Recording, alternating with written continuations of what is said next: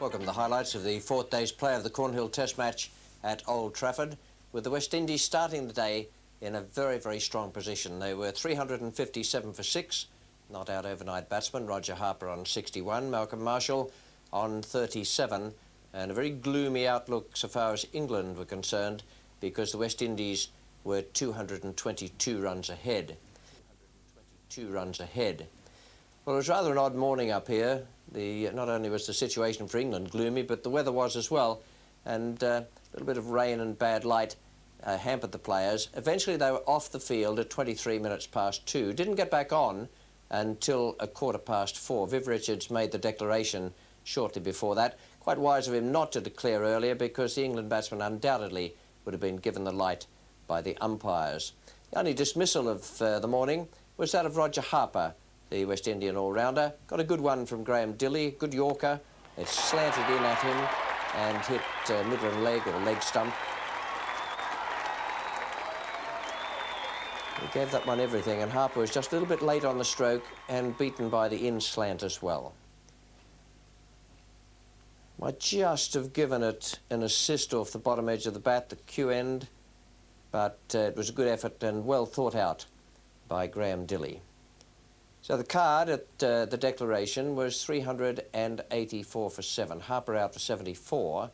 Marshall remained unbeaten on 43, and Curtly Ambrose was with him, 7 not out. Benjamin and Walsh didn't manage to get to the crease, 24 extras, 384 for 7, and the bowling figures once again dominated by Graham Dilley, 4 for 99 from 28.1 overs and 4 maidens. To Freitas today, 35 overs in all, 5 maidens and 1 for 81. The match situation when that declaration came along, England looking right down the barrel and hoping, I think, for inclement weather, 249 runs behind. We join their innings now with the first ball. Marshall, the destroyer, is coming in from the Stretford end, taking strike, Graham Gooch.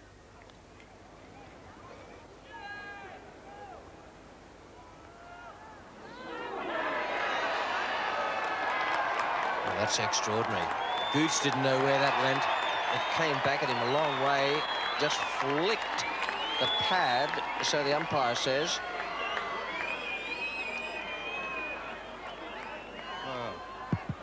Well down the leg side. Gooch nowhere near it with his bat. He certainly didn't play at it.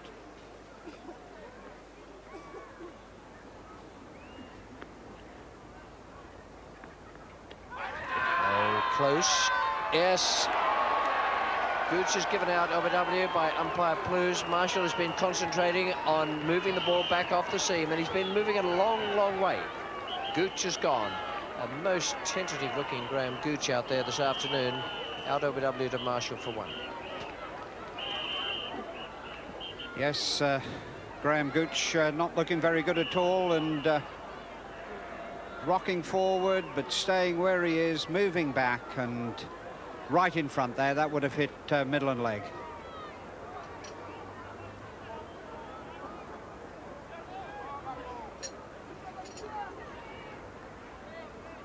Marshall to Gaddy. Oh, that's close. Yeah, I think missing leg stump.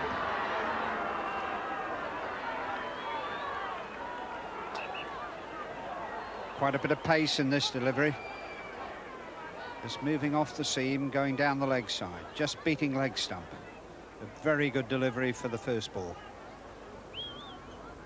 Ambrose to Moxon. And a nice stroke from Martin Moxon. The front foot again. Driving through that vacant mid-off area.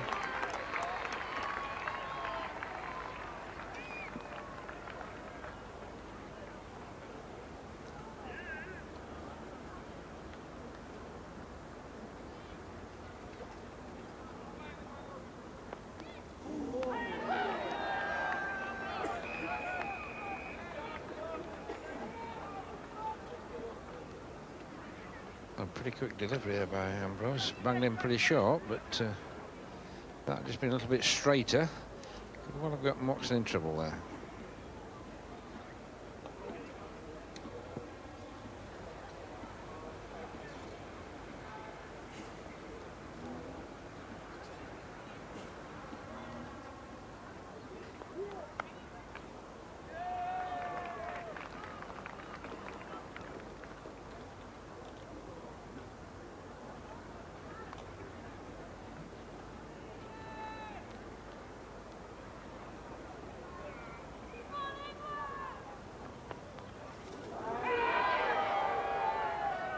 short and fast from Curtly Ambrose. And that's a similar delivery that he bowled to Moxon. And as I said, this time just getting that little bit straighter. And that certainly got Gatting in trouble, and probably fortunate for Gatting, he didn't really get a glove or anything on that. But it certainly seems to be taking people by surprise when he bowls that. Quite a bit of pace there.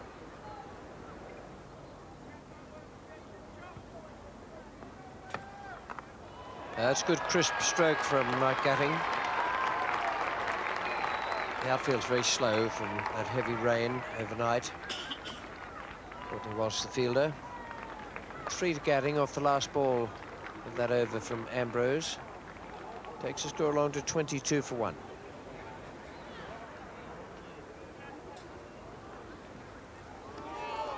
That was as close to unplayable as you'll find anywhere. Most of the balls coming back off the seam, that one going away. Yes, that going like a big leg break. I don't think there's any real answer to that. You're playing basically for the ball running in towards you, and that pitch is about off stump, goes away like a leg break and bounces. So there's no real answer to that.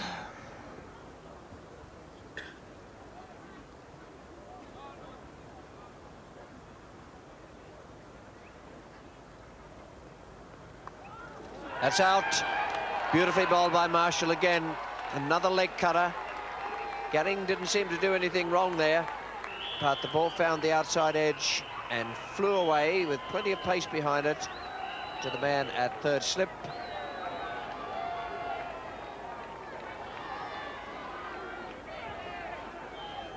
Well, again, that man Marshall, he really has bowled well again, making the ball go both ways off the seam, and that again just held up, just went just enough to catch the edge, only that odd inch or two, and straight into slip there. So played pretty straight there, did Mike Gatting. Not a lot you can do about that if the ball just goes away off the seam. And just good bowling by Malcolm Marshall.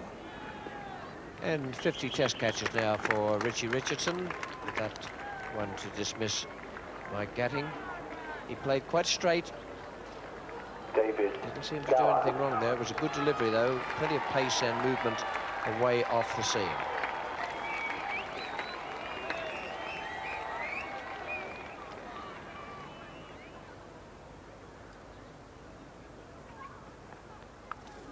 Well, that's a pretty quick delivery again from Ambrose. He's certainly made this ball bounce quite high, and see, ball one in the last over, which the keeper had to really take at full stretch. And this one again banged in short, but gets pretty high because this has been a very slow wicket, and really it got David Gower in all sorts of problems, but fortunately the ball went straight down. Could have gone anywhere, really. It's a bit difficult to handle Ambrose at the moment.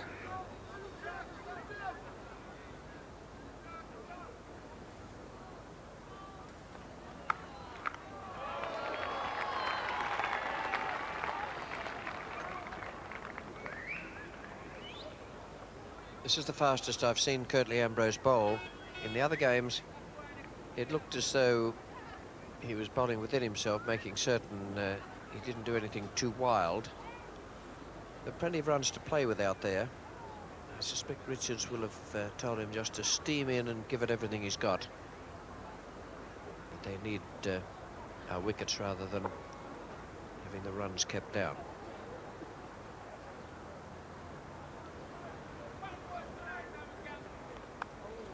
Oh, and he's put him down. Not long after we were saying what a safe pair of hands Richie Richardson had. Looked to me as though he'd lost it. Yes, I think he was certainly signalling lost it on the back foot. Pretty straightforward chance, really. Straight in, waist high, and straight out. That's a bit unlucky for Ambrose because he's bowled pretty well out there tonight, and he certainly deserved a wicket. And a little bit of fortune there for Martin Moxon.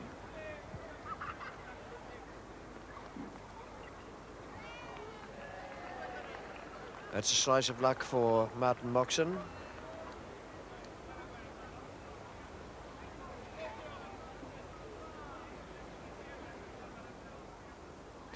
Ambrose now to David Gower. And a lovely timed shot.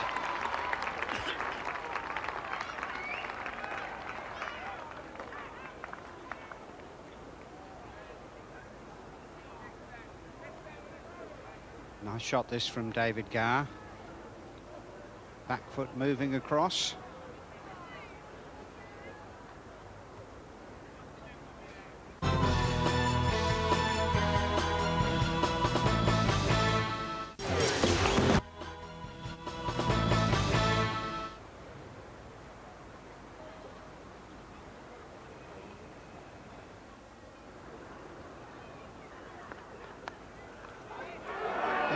Gracious me, there are the arc of slips. That's where Gower went in the first innings, and so nearly again.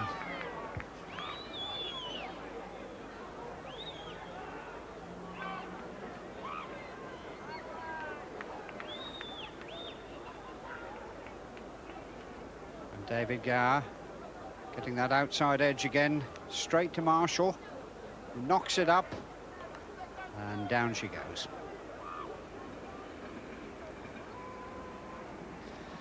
Well, there's the cordon. They dealt with David Gower in the first innings and could have done this one, with Malcolm Marshall, of all people, spilling a fairly straightforward catch. Oh, and a fearsome delivery again. Bounce and lift from not much short of a length.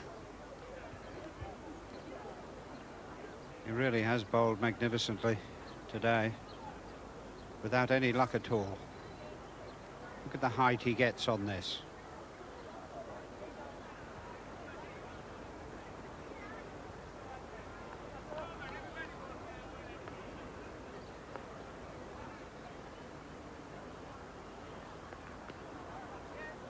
Well bowled again.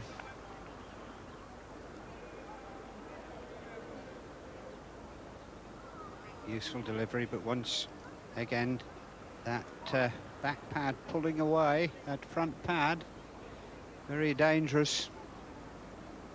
Yes, there are the figures. 276 wickets, and well, helped along to that total by 7 in the first match at Trent Bridge, 10 at Lord's, and already 4 here.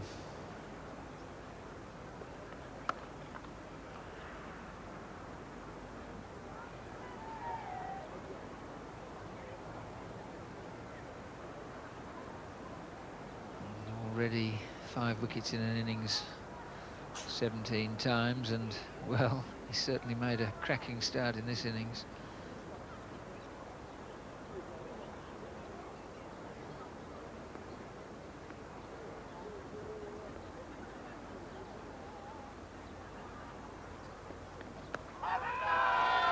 Oh, worth a shout, but Moxon this time reasonably well forward and across.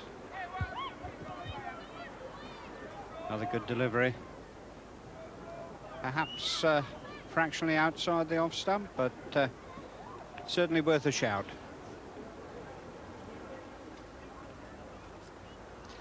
Courtney Walsh, who took 4 good wickets in the first innings. He's bowled well throughout the series, but not had much luck.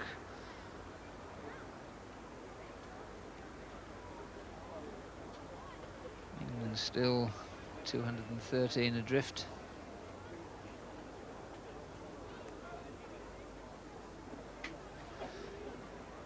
David Gower already had 1 life.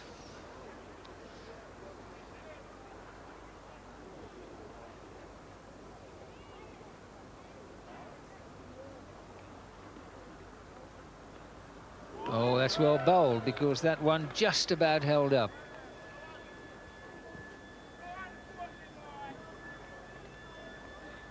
Fine delivery this.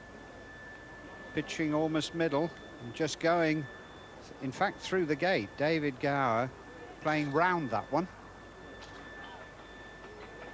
Curtly Ambrose finally rested. No reward for him. 9 overs, 2 maidens, 0 for 17, but 2 catches dropped off him. And the 4th of this West Indies pace attack, Winston Benjamin. He's bowling to Martin Moxon. Oh, and that's out. First ball, short, no great amount of movement. Moxon will be disappointed with that. So Moxon caught for 15 and England 36 for 3. Yes, not a great stroke this. You'll see it's wide outside the off stump. Lifting. Moxon playing very, very freely at it and nicking it straight to Viv Richards at first slip. It's Viv Richards' 99th catch for the West Indies. The dogged innings of Moxon ended in a fairly loose fashion. That was really a sighter from Benjamin. It's pitched short, it's pitched wide, it's climbed a little bit, but no real lateral movement.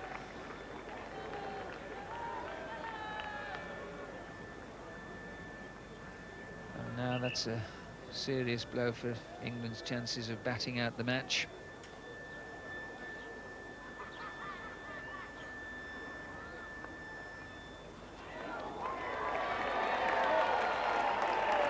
Four runs.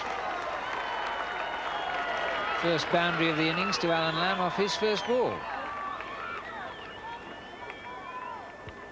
And this fired down the leg side. Alan Lamb just getting a little edge on it onto his backside. And fortunately got his backside in the way, actually. Otherwise he might have been caught behind the wicket on the leg side.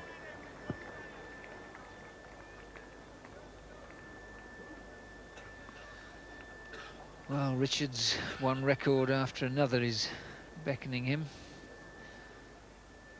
Just one more catch.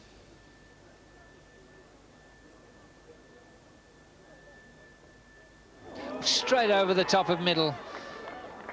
Almost seemed to go through the stumps, not over them, my word.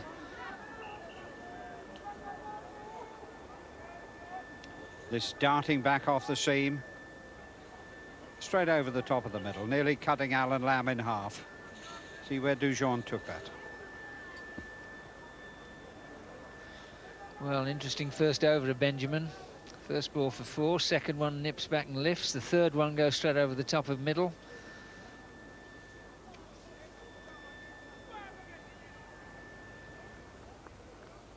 Oh, what a good delivery. My goodness me.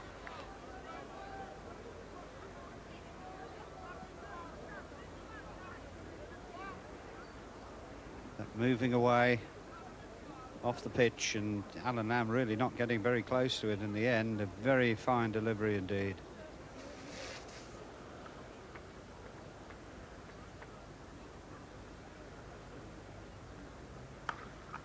That's a lovely shot from Gower. Even the slow outfield is not going to stop that.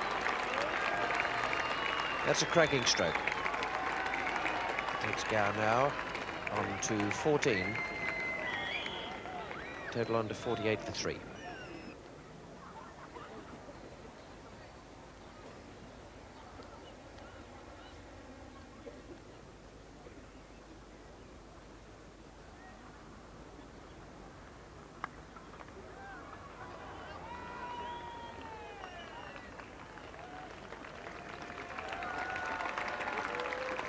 $50 up for England for the loss of 3 wickets.